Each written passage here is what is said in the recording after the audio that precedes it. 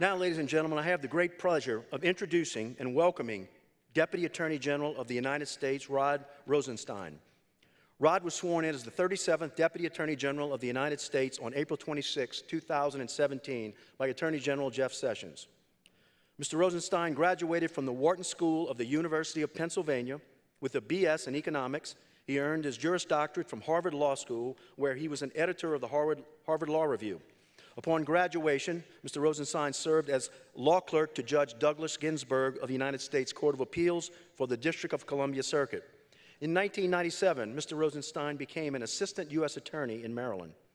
From 2001 to 2005, he served as Principal Deputy Assistant Attorney General for the Tax Division of the United States Department of Justice. Mr. Rosenstein served as the United States Attorney for the District of Maryland from 2005 to 2017. He also personally litigated cases in the United States District Court and in the U.S. Court of Appeals for the Fourth Circuit. Ladies and gentlemen, please join me in welcoming United States Deputy Attorney General Rod Rosenstein.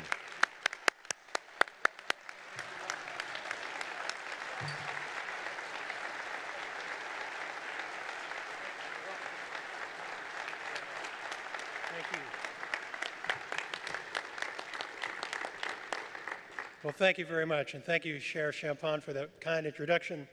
I'm very honored to be here at your annual conference. I'm always happy to leave Washington, D.C. for a few hours, particularly when it's an opportunity to spend time with the brave men and women on the front lines of law enforcement. Thank you for your willingness to protect and to serve. There's a story about two law enforcement officers who pull over a fancy car for a traffic stop. One officer walks toward the driver's side while his partner stands by the rear of the car. As the first officer approaches, the driver's window rolls down, and a man leans out the window shaking his fist. He says, "Do you know who I am? Do you know who I am?" The second officer on the rear, hearing the ruckus, calls out to his partner and says, "Is there a problem here?" And the first officer says, "Yes. It appears that this gentleman doesn't know who he is." The law enforcement officers never forget who they are. After you take the oath, you're never fully off duty. You always represent your agency. You're the beneficiary of the reputation earned by the officers who served before you. Protect that reputation and encourage others to do so as well. That requires vigilance, a commitment to truth and justice, and a realization that our own actions affect each of us and our colleagues not only in our agency but throughout America. For many citizens, their most significant contacts with their government are contacts with the police. Interactions with law enforcement officers form lasting memories. To them, you are the government. So keep that in mind. Maintaining public confidence is part of your job. Make sure that everybody understands the pride that you feel in your work every day. A few weeks ago, my 15-year-old daughter was assigned to give a presentation to her 9th grade government class about North Korea. And she chose to focus on the case of Otto Warmbier, a senior from University of Virginia. Otto had been visiting North Korea when he was arrested, accused of stealing a poster from a wall, and sentenced to 15 years of hard labor in North Korea. While my daughter was giving her speech, one of her classmates checked his cell phone. Now, they're not supposed to do that during class, but you know, kids sometimes break the rules. So he checked his phone and he called out, and just at that moment, news had come that North Korea had released Otto and he was coming home. But North Korea sent Otto home with brain damage, and last week brought the tragic news that Otto Warmbier died. Now, North Korea will not hold anybody accountable for Otto's death. It's a totalitarian government with no conception of the rule of law. No civil rights, no due process, no justice. No apology for concealing Otto's condition from his country and from his family. Now, my daughter could not believe that a place as evil as North Korea exists in the 21st century. Sometimes people get so caught up complaining about the imperfections in our own system that they fail to appreciate how fortunate they are to live in America. But my daughter and her classmates will not forget. They are grateful to live in a country that is filled with law enforcement officers who protect the rule of law and protect citizens from harm. People who run toward gunfire so the rest of us can get safely away. People like you. Your National Sheriff's Association has a proud history. The NSA was chartered in 1940, and it now represents more than 20,000 law enforcement officers across America. But long before the association existed, the sheriff was already a legendary figure in America. Sheriffs were essential in bringing law and order to the American territories and the new states. Their civilizing influence assured settlers that it was safe to bring their families west. Sheriffs kept the peace, and today the Sheriff's Star represents peace and safety and the rule of law. Some people who wore that star are now legendary figures. Bat Masterson, a friend of Wyatt Earp, was a sheriff in Ford County, Kansas during the late 1870s. Pat Garrett was a sheriff in Lincoln County, New Mexico in 1880. He is credited with killing Billy the Kid. And 2 American sheriffs became president. Theodore Roosevelt was a deputy sheriff in Billings County, North Dakota, and Grover Cleveland was the elected sheriff in Erie County, New York. The Andy Griffith Show depicted a supposedly simpler time when officers relied on folksy humor and common sense to outwit bootleggers and city slickers. Sheriff Andy didn't even carry a gun. Now, that show bears little in common with the realities that you all face on the streets every day. Similarly, the Old West image of the sheriff wearing a cowboy hat and holstering a Colt 45 while riding his white horse to the rescue has mostly vanished in the legend, although I was pleased to see some deputies on horseback out front today. But in the 21st century, sheriffs still ride to the rescue with all the tools and training of modern law enforcement, ready to face the challenges of the day. And those challenges are many. After nearly 3 decades of decline, violent crime is rising at an alarming rate in America. In 2015, violent crime increased nationwide by 3%. The murder rate during that same time increased by more than 10%. Some major cities have suffered even larger increases. In Baltimore, the crime rate has skyrocketed, with more people killed in the first 5 months of 2017 than any other year in history. Now, those numbers represent real victims and families. And we cannot afford to sit back and allow the violent crime rate to increase. The President and Attorney General Sessions have made violent crime a priority. As you heard from the President's recorded message, he backs law enforcement 100%, and he has committed the department to doing the same. As part of that effort, the President issued an executive order establishing a task force on crime reduction and public safety, led by the Department of Justice. We held a successful national summit just last week in Bethesda, Maryland, where we brought together federal, state, local, and tribal law enforcement, victims' rights advocates, prosecutors, and academics from 37 states. That task force will incorporate ideas generated at the summit, and they will produce a report that will include a series of recommendations. And I expect those recommendations to lead to concrete results for law enforcement. The White House has further demonstrated its commitment to the fight against violent crime by announcing a budget that calls for hiring 300 new assistant U.S. attorneys.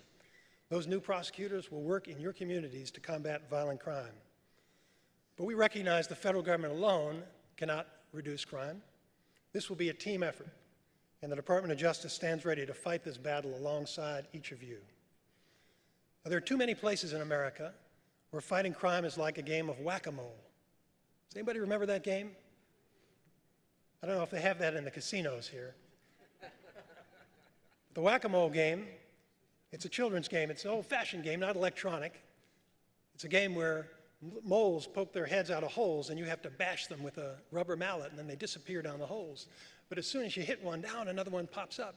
And then sometimes the one that you hit pops right back up, right in the same hole. Law enforcement should not work that way. When you play by the rules and you gather sufficient evidence to convict a repeat violent offender, you should be able to rely on the criminal justice system to keep that criminal off the streets. In some American cities,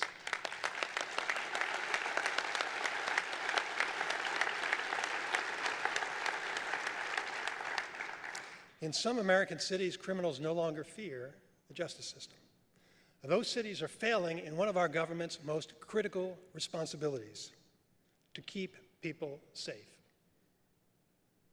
The first principle of law enforcement is deterrence. That's what we should strive for. Filling prisons is not our goal. Our goal is to prevent crime. And deterrence is a very simple concept. You'll understand it if you ever watch the way people react to an automated speed camera. Some people ignore speed limit signs, that's the law, but they slow down right before the cameras. And then they speed up right after the cameras. The lesson is that laws do not regulate conduct. Enforcement regulates conduct, and more importantly, fear of enforcement is what deters people from violating the law. If we are serious about reducing violent crime, we need to keep violent offenders behind bars so they cannot do any more harm, and so that others will be deterred from following their footsteps.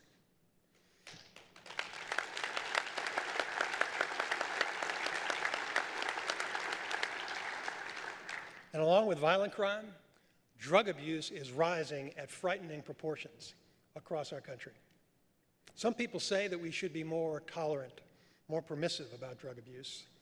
I think we should be more honest about the clear and present danger to America.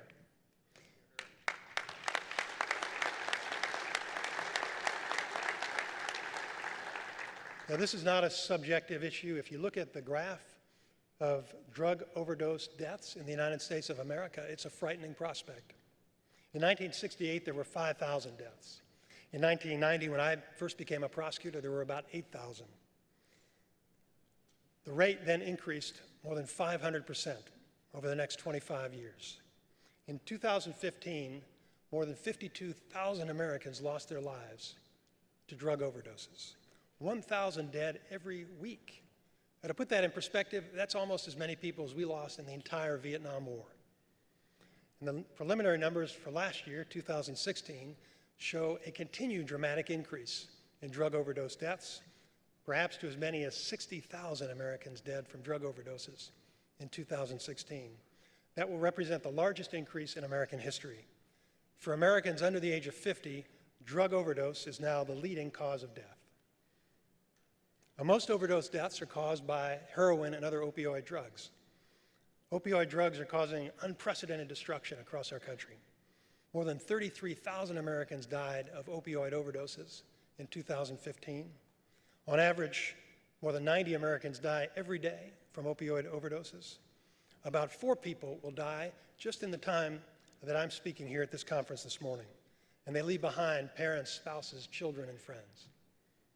I know that many of you come face to face with this epidemic in your daily work. In many jurisdictions, law enforcement officers respond to so many overdoses that they use Narcan as often as they use handcuffs. As law enforcement officers, you're often the first ones on the scene, and you are all too often the one who bears the burden of bringing that tragic news to the families of the victims. The opioid problem is partly a result of doctors and pharmacies overprescribing and diverting pharmaceutical drugs. Last week, a doctor in New York was arrested for allegedly running a pill mill operation. This one doctor distributed 4 million oxycodone and Xanax pills. Another major cause of the increase in opioid overdose deaths is fentanyl, a drug that you're increasingly becoming familiar with. Fentanyl is up to 50 times more potent than heroin, and dealers are using it to cut heroin and make it even more deadly. It is so powerful that a few grains, the equivalent of a few grains of salt, can kill a human being. We're also seeing another drug that's a related synthetic opioid known as carfentanil. That is 100 times more potent than fentanyl and 10,000 times more potent than morphine. It's literally designed to tranquilize elephants. And that drug is being manufactured in China. It's being shipped directly in the United States or through Mexico, and then mixed with heroin and sold to people whose lives are destroyed by addiction. Now, for law enforcement officers, touching or accidentally inhaling fentanyl can be deadly. Officers and paramedics in several jurisdictions have required medical assistance after they've been exposed to these drugs. These incidents led the DEA to issue a law enforcement advisory just 2 weeks ago regarding the safe handling of fentanyl, and DEA has posted a training video on the website, and I encourage all of you, if you haven't seen it, to please watch it and warn your colleagues back home that they should watch it as well to be aware of the risks that they face. We need to do everything within our collective power to stop people who distribute this poison. Our success will require sustained effort and coordinated efforts by all levels of government. Now, fortunately, most law enforcement agencies are already engaged on this issue. You'll read more headlines, like the one from Lubbock, Texas, where a defendant received 11 years in federal prison for conspiring to distribute fentanyl. And we will continue to prosecute doctors who abuse their prescribing powers, such as a doctor in New York who was recently sentenced to 50 months in federal prison for prescribing large quantities of opioids without medical necessity. Now, in addition to fighting violent crime and drug abuse, the Justice Department is ramping up immigration enforcement. We're doing that because securing our border is essential to protecting national security.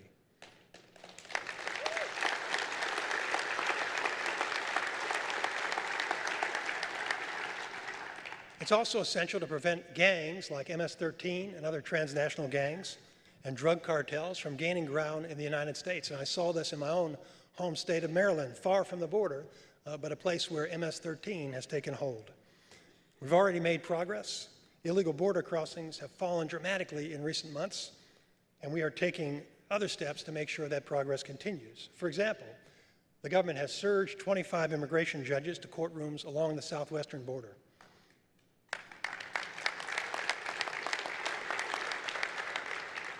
We'll be adding more judges over the next 2 years, and we have temporarily detailed federal prosecutors to the border districts to prosecute immigration-related crimes, and our U.S. attorneys are making those crimes a priority.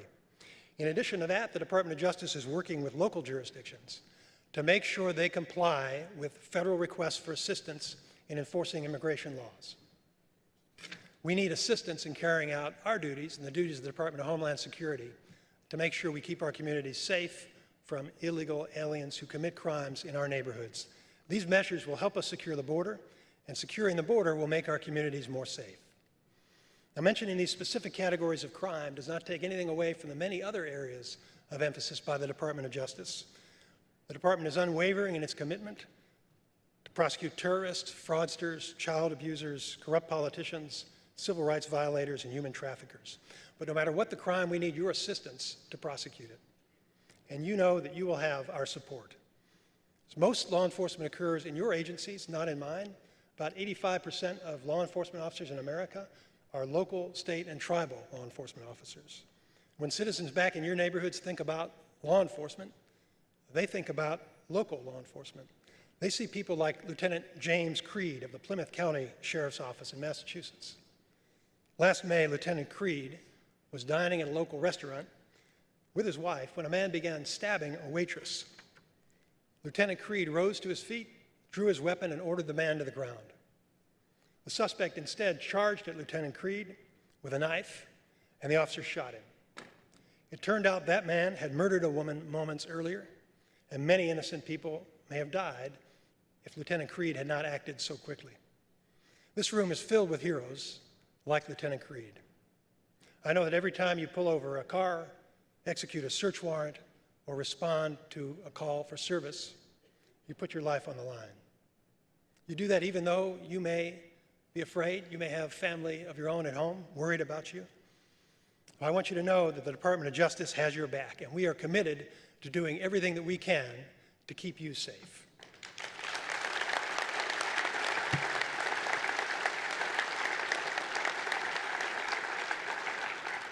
The President has made officer safety one of his top priorities. It's one of the first things he emphasized when he took office.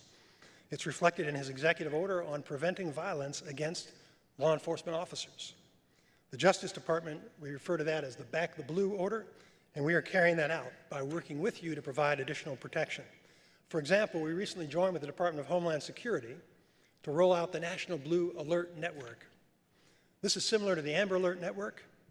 Whenever a criminal engages in violence against a law enforcement officer, the new network will provide rapid dissemination of information to law enforcement, media, and the public in order to swiftly apprehend that suspect. And members of my staff are meeting with law enforcement agencies to get their input about anything more the department can do to help keep you safe. We need to partner with our fellow law enforcement agencies to get things done. Perhaps the best example is what we refer to as our joint task force model, which many of you are familiar with. The use of joint task forces increases our collective power to combat crime. Our task forces bring all of our officers together, federal, state, local, and tribal, with the goal of sharing resources and information. There are tourism task forces, violent crime task forces, drug task forces, fugitive task forces, identity theft task forces, and others. These task forces are resource multipliers that result in thousands of successful prosecutions at both state and federal levels. By sharing information, discussing investigations, and collaborating on strategy, we can combat crimes in ways that none of us could do on our own. Engaging with state and local law enforcement has been one of Attorney General Sessions' top priorities. He's visited many states, and he spent considerable amounts of time working with your colleagues in state and local law enforcement. One member of my staff who started his career as a deputy sheriff has already been working with your executive director, as well as with representatives in many other law enforcement agencies. And back in Washington, we're busy interviewing U.S. attorney candidates for our 93 federal districts. And during those interviews, the Attorney General and I discussed the importance of our partnerships with local law enforcement. Those partnerships are as important now as ever, given the scope of the threats that we face. So I want to leave you with one final thought. We're privileged in America to live in a country governed by a constitution that protects the rule of law. And the rule of law, it's not just about words on paper. The rule of law is about the men and women who are charged with carrying out the law. As Thomas Jefferson said, the execution of the laws is more important than the making of them. The rule of law is about the traditions that we learn from our trainers and that we pass on to our trainees. The rule of law is about each of you. America's sheriffs are on the front lines of the battle against crime today, just as they have been throughout American history. Your fellow citizens trust you to protect them and their families from harm. The men and women who serve in the more than 3,000 sheriff's offices in America do that every day with honor, bravery, and devotion to duty. I want you to know that the Department of Justice stands with you. We are grateful to you for answering the call to service. Stay safe, stay strong, stay encouraged, and thank you for your service.